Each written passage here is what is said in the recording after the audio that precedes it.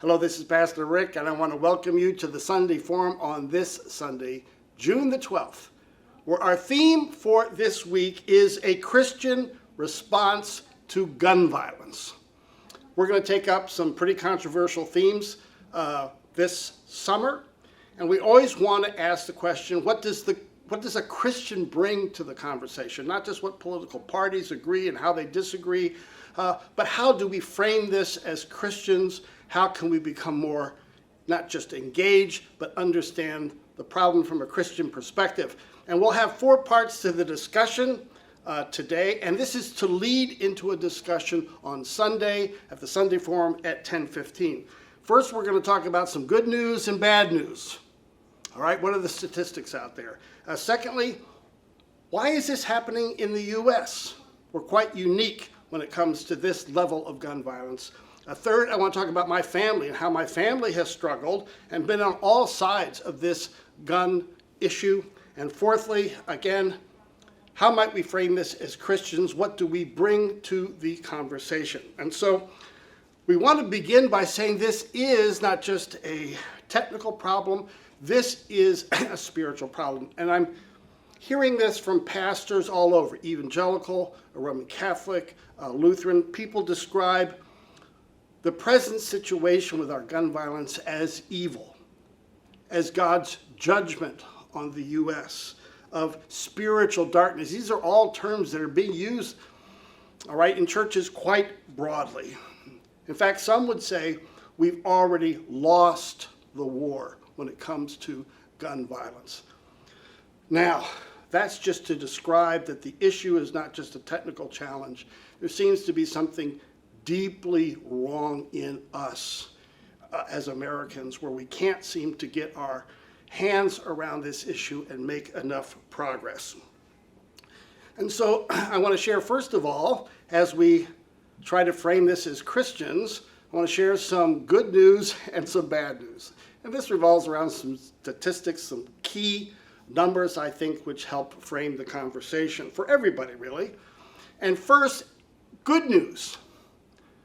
Despite what we see nationally, locally, many groups have made significant progress over against gun regulation and gun violence. And we often miss that in our national news, but local communities, local organizations, and mayors have made significant progress, and that includes a state like Florida, quite unique in we've made some progress since Sandy Hook and Columbine. Australia, New Zealand, Canada, other nations have put together some regulations and have found some successes. So we can learn from others who are experimenting in trying to lessen the issue of gun violence in their nations. And we know some things. For example, if men in particular are prone to violence at home, domestic violence, they will also be prone to mass shootings. The connection has been well established. Also, the link between gun violence and mental illness. These are things and many others that we know. How can we use what we know and what we're learning from other nations and from some states to put together some answers to this question? So that's some good news. All right, now some of the bad news. And the statistics here are quite numerous. So we're just going to highlight a few critical statistics to define the challenge. And the first is there are more guns in the United States today than there are people. That's right. There are 393 million guns circulating in the United States today and only 332 million people. That's significant. Secondly, gun violence, unfortunately, is on the rise. And not just gun violence generally, but also mass shootings. Third, guns were the leading cause of death in children. And what I mean by children here is 19 below in 2020. But now here's the surprise, because when we see school shootings, we often think our heart goes out. It hurts so much to watch that on TV. But actually the largest issue concerning gun violence is suicides.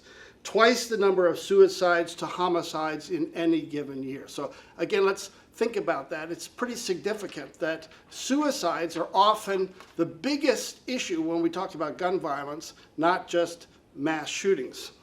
In fact, I found this quote that firearms are the most swift, lethal method of suicide with a high case fatality ratio. Do you get that? I mean, when someone uses a gun to commit suicide versus an overdose or a knife or some other method, often they don't succeed. But with a firearm, the success rate is 90%. So availability of firearms is a key factor concerning suicide. They talk about it as suicide success. So 90% of attempted suicides using a gun are, quote, successful.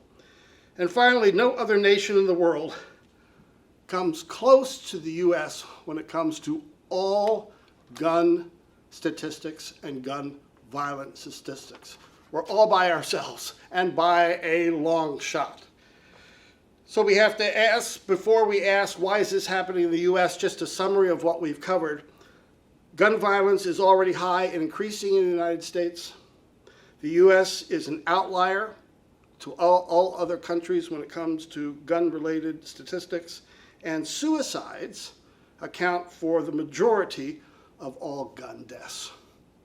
All right, now here's part two. Why is this happening in the U.S.? And as you can imagine, we cannot summarize all of U.S. history here in just a few minutes, but we do have a history here of using guns, and some of that was to defend against slave uprisings in the South. Plantation owners were worried that the slaves would uprise and they could not defend themselves. Also among Native Americans, as many pioneers moved out west, they wanted defense over against attacks from Native Americans. But since those early days, it's moved over into other issues in Reconstruction, into gang violence. It even involves Al Capone, who used sawed-off shotguns in Chicago. And the question was, okay, can we have our citizens using these guns, either for attacks or for self-defense? And so our history has involved violence and guns, both for violence and for protection, which has led to a Second Amendment, which is very complicated. The history of interpreting the Second Amendment has changed dramatically over the years. First, it was leaning more toward militia, understanding having a gun within a local militia was the key factor. And then that has been translated more recently to individual rights of owning guns for self-protection. It's a long history, it's a complex history, and the conversation around the Second Amendment will continue because it really hasn't settled. But I think the third issue is America, we have a gun culture here. We love our guns, and for all sorts of reasons. For freedom, it's a symbol of our freedom, a symbol of being an American, for protection, for recreation, and even for defense. And some actually have guns not only to protect against crime, but also to protect them against the federal government. Now, I have some real problems with that one, but in talking with my brother, this is part 3, my family, we've struggled with all these issues as a family. I grew up and my father had a gun. We were in rural Maryland, and he kept the gun well hidden or not so well hidden in a closet. And he liked it because he liked deer hunting, and he wanted to protect us from large animals. We lived right next to a large forest, very rural. I don't think he was as worried about crime as against animals. My mother didn't like it that he went hunting. She said, how can you kill an innocent deer? And Dad just didn't even understand the question because he so enjoyed going out deer hunting. But then a son, me, found the gun in the closet. Dad knew I had found it, even though I tried to put it back in the closet safely, and he realized he had 4 boys at home. If Rick could find that gun, they'd all find the gun eventually. And to protect his family, he got rid of the gun. Now my brother number 3, he's got lots of guns. He lives in Montana, and he uses them for fun and for recreation. He does not have an AK-47, but he has a lot of handguns and long guns. He likes to shoot. He feels very strongly that he lives in a rural area. He needs protection, but protection against crime, not against the government. And I say that because many of his friends do own AK-47s, and they'll talk about defending themselves over against the federal government and the tyranny of big government. My brother doesn't hold that view, but his friends do. In fact, they gather at church, and they have a gun club in church so that if anyone comes in the church, they've already practiced to take him out. Now that's a side of culture that I'm not used to, but when you go out west, you hear that all the time. So I just share that because I've shared with him, I don't think if the government wanted to go against his friends, they would use the militia or use the military or the National Guard. They'd probably use the IRS, right? I say that half in jest, but seriously, are you going to protect yourself against the government with an AK-47? Really? But those are the discussions that our friends and neighbors are having. Part 4. Okay. This is to generate a conversation, not to answer all the questions, because I don't have the answers. But how do we approach this as Christians? Remember, it's a spiritual problem. We're seeing that more as a deep spiritual problem in all of us. And one of the problems is we don't have biblical texts to talk about guns. It's not like you can go to the Bible and just quote something. Although some Christians will use Isaiah 2:4, that we should turn our swords into plowshares, our spears into pruning hooks. They imagine, couldn't we turn all this gun ownership into something more productive? However, Isaiah really wasn't about gun violence. In essence, it was about war, that we shouldn't learn war anymore. Now, some would define what we're doing to ourselves now. For example, shooting up children in school is like an internal war, a war like terrorism. Also, we have in Psalm 141, the prayer, rescue me, O Lord, from violent men. That's becoming all our prayers, right? Especially if we have kids in school. And then Psalm 109 is a prayer for the punishment of the wicked and the violent. Again, a prayer we're using more and more often these days. And of course, the 5th commandment, we shouldn't kill. More accurately, we should not murder. And we should protect our neighbor's bodily needs. And so then how do you do that? And again, some would say I use a gun to protect my neighbor, like my family. Others would say get rid of the guns, because finally it's not the best way. So what do we do? First of all, I want to say as Christians, there are no silver bullets. There's not one regulation. There's not one policy. There's not one thing one can do as a nation, as a state, locally, to solve the problem. This is complex, and it's going to take years of policy making, years of learning what the problem is to address. And it's going to take a lot of resources and commitment. So, first of all, as Christians, how do we love our neighbors? First thing, before we say guns, yes or no, what is the best way to love our neighbors? And that might mean also our families. Do you need an AK-47 to love your neighbor? What fits under that notion of love, what might not? Again, it's an act of faith. Secondly, we have to reject extremes. Every statistic I've said says 15% are on one side, 15% on the other. 15% say no regulation at all, more guns will lead to security. The other 15% says get rid of all guns. Guns are a nuisance and an evil.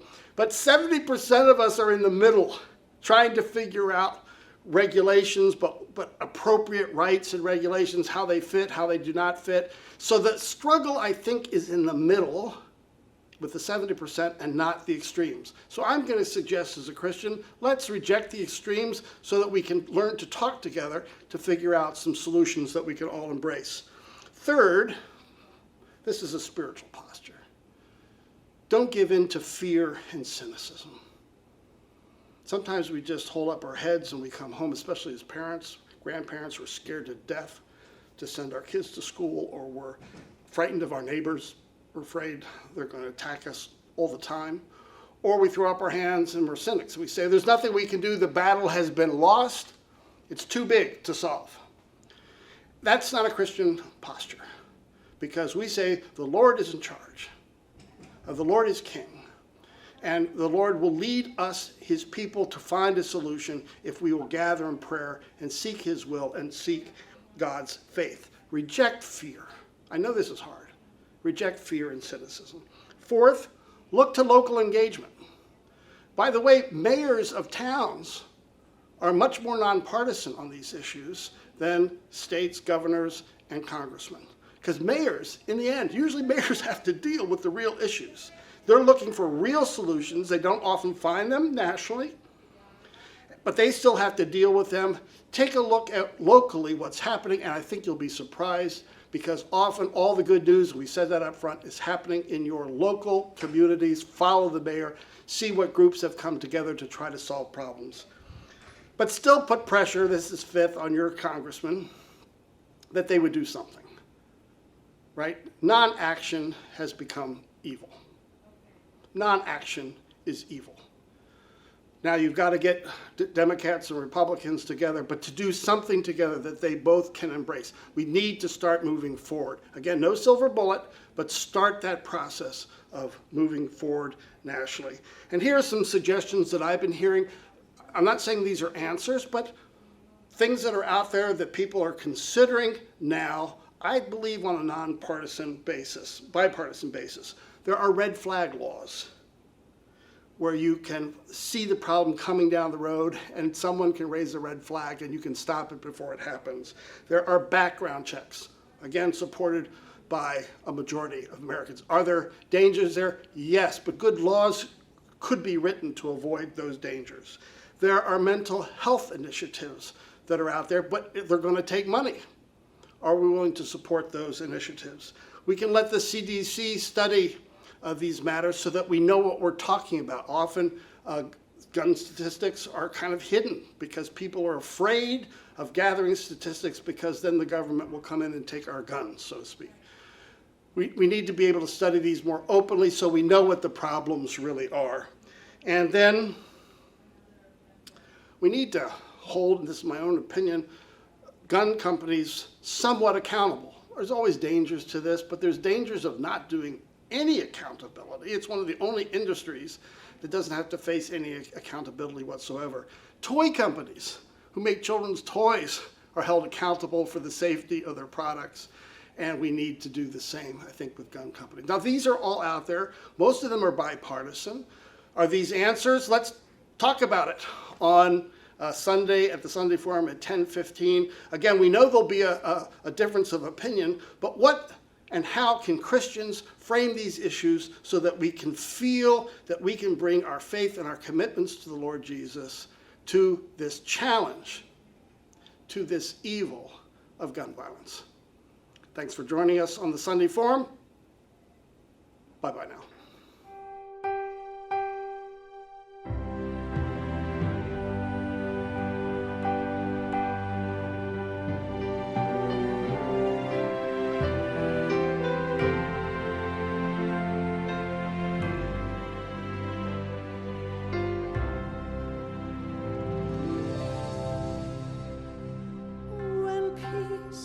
Like a river, a